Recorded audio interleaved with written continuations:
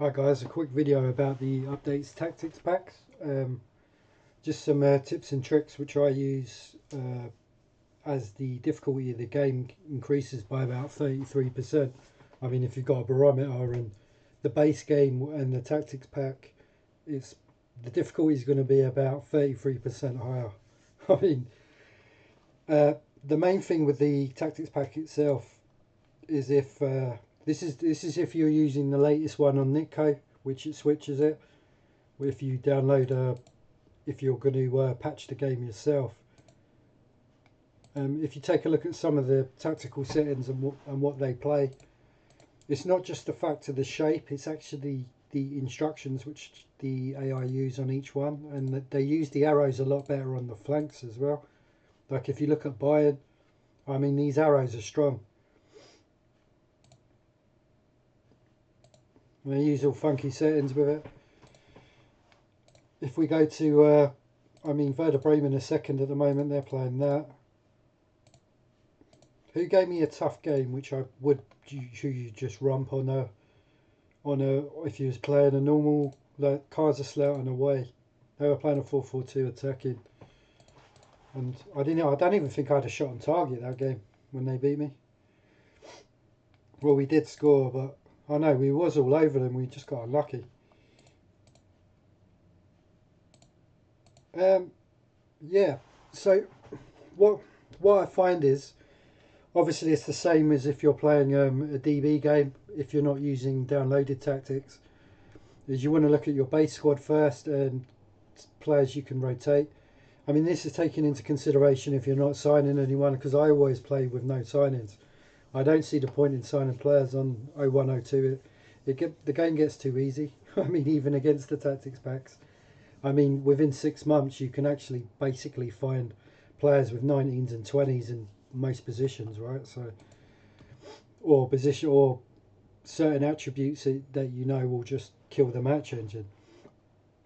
So I think it's better when you're kind of forced to play reactively, manage a squad with limitations. I mean, the Dortmund squad, when there's no injuries or unhappiness or suspensions, I mean, you will be you will be presuming that you could still finish second against the update tactics. I mean, we've had a bit of a dodgy start, but I'm still getting there. So, what are the main things I noticed? If you're going to do a 3 at the back, I mean the middle ones. It depends what tactics the AI is playing.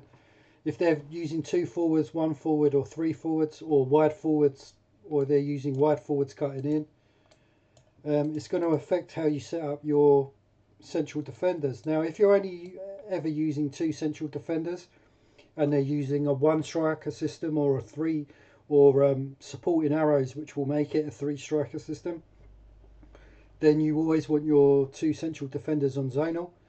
If they're playing 2 up front, then you can just man mark them with your 2 centre backs. With the 3, you've got a lot of options with the middle one, because you can even triple man mark. So basically, when the forward's moving across, all 3 will pick up. You can have all 3 of them on zonal. But generally, if they're playing 2 up front, then you want your outside ones on man mark and the middle one on zonal, or even off marking if he's not got great defensive attributes, but he can offer something going forward, like good passing, or he can dribble with the ball, things like that, or he's just good technically, and you want him joining the play.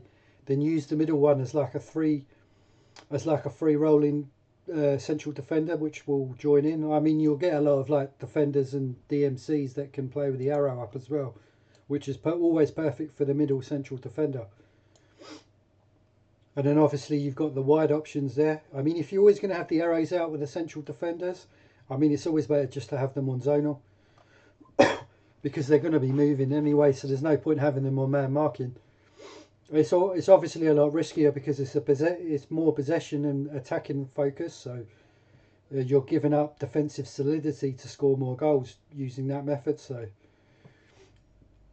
the fullbacks themselves, it all comes down to attributes themselves, how they play. Like if I'm playing, I play Kuba that game because he's a winger, but we'd already qualified from the Champions League game, so I had him all the way up just to protect the arrow, and I had a striker cut it in, or I had Zidane like that.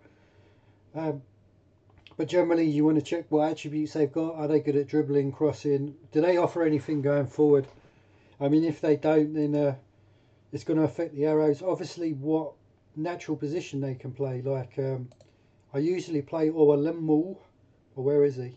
I can't even pronounce his name. Owalemi. He's getting old now, but I always have the arrow up with him. If I'm playing Schmelzer, because he's just defender left, then I don't drop the arrow up. I put Schmelzer more so on forward runs, but I don't actually have Owalemi on forward runs. I just leave him on run with ball and direct passing because it suits his attributes. I did have him on crossing, but Lewandowski, only Barros is any good on direct or with crosses coming in, so he's scoring goals like that. I've only just started to get Lewandowski to score, and obviously this isn't peak Lewandowski. This is when he's just moved over from Poland, so no one actually knew at that time like if he was going to just turn world class very quickly. So yeah, so that's basically what you're going to do with the fullbacks themselves or wingbacks, whatever system you're using. You want to determine on the balance. Like sometimes it's good if you're having an arrow rushing up on one, maybe only have him on run with ball and have the other one on forward runs, just so the balance is better. I mean, if we check on the attributes wise, like he's affecting the game. Look, 7.72 average rating, 3 goals, 2 assists. So the arrow's definitely worthwhile there. They're just giving up a little bit of defensive solidity. On the other one, like I said before, I don't play Kuba right back. I only played him there because we'd already qualified from the Champions League group. I played Pizicek, but 4 assists in 19, decent average rating. His passing could be better, so I might actually drop him to short passing, which might be better. But I've actually got none of them on forward runs, but I'm tempted to put him on forward runs now. Maybe it will help his game. I didn't actually check what is off the ball and like other stuff yeah, I think he needs to be on forward runs. So that was my mistake. I should probably put him on forward runs for the rest of the season. He's a very good flat fullback which can get forward. I mean, he's basically a fullback attack. So if you're just playing a football manager game, with the DMCs itself, I've recently changed Gundogan to a deep plan playmaker, and he's picked up a lot, 88897. He was quite poor actually further up as a playmaker, so the DMC slot kind of suits him better. One thing I will say with AI teams, it depends how tactical you want to get with the game, because obviously if you've been playing Championship Manager for many years, and you actually just want to sit down and chill out and immerse yourself in the game, this is the best way to play it, because you're always going to be thinking and having to make changes. Because if you was going to target Werder Bremen in the game, you wouldn't man mark their central midfielders. Playmakers are dangerous because they've got the holes covered. Even from a deep line forward, does he have high work rate? Not necessarily, but still positionally it's not great. If I was using Gundogan as a playmaker, which I do, which is probably why we lost the game. They beat us, didn't they? 1-0, yeah. And we really struggled in this game. So that was my mistake for not changing the playmakers. I maybe should have used the wide one, or instead of having the arrow cut in for that game, I should have just left him out wide and then possibly pass the ball left to right with the centre backs or midfielders, or whichever way you want to kind of use it. But yeah, it's why the tactic packs are really good. Obviously don't use them if you're going to get frustrated with it, or you can't be arsed clicking around, or you don't really understand tactics that much, because it does make the game a lot more tougher, and you're just going to end up quitting after a bad start or something. So you'd be better off just playing the base game and then just signing the players you like to play and then romping it. So it's just the way I like playing it. So anyway, guys, Oh yeah, with the strikers, just for this save alone, I've just noticed that Barrios is much better on direct with more crosses in, and Lewandowski at the moment's better when everyone's on short or linking up in the middle. So I don't know if you've been watching the playthrough. I've been kind of figuring it out as well. I've been going along because I've just got to 10 games in. We've been really good in the Champions League. We actually run the group, um, and we've had a couple of shockers in the league. But these could have been rectified if I had been more reactive. I was just a bit tired when I was playing, and it was just good to be back on the game again. But it just shows like the more, because I've seen a few videos saying that the update tactics packs are ridiculous and the tactics are too difficult. They're not. They're actually not. It's just you've got to be methodical with it. I mean, even targeting wings and flanks, it's completely because the tactics are a lot stronger. You've just got to forget what works on the base game because it's a completely different way of playing the matches. Because I get a few comments when I'm on live and people were like, "I'll push players forward" or things like that. But you've got to take into consideration the shape which the AI is playing as well. And it's quite a hard, difficult balance to get correct because the player instructions as well use good settings, and man marking's much less effective on the tactics packs unless the player itself has got like extremely good man marking. Like you'll get a special, like someone like Makaleli. I don't know what he's like on this update, but is he still at Chelsea, or have they got rid of him by now? Ramirez doesn't look like Makaleli's there. But if they still have Makaleli, someone with high mark, we'll say they've just got a DMC with 20 marking, then obviously you could man mark with these types of players. But if their positioning, man marking's low and things like that, and other hidden attributes, then they're just going to be really poor man markers. So it's one thing I've noticed, you can get away with very physical players in the base game man marking. I mean, you can basically block midfields out and then just leave a playmaker just to score easy goals, or set it for the free guy in the free man midfield to just be used as a playmaker while the other two midfielders man mark and take the AI out of the game. You can't really do that on the update tactics pack.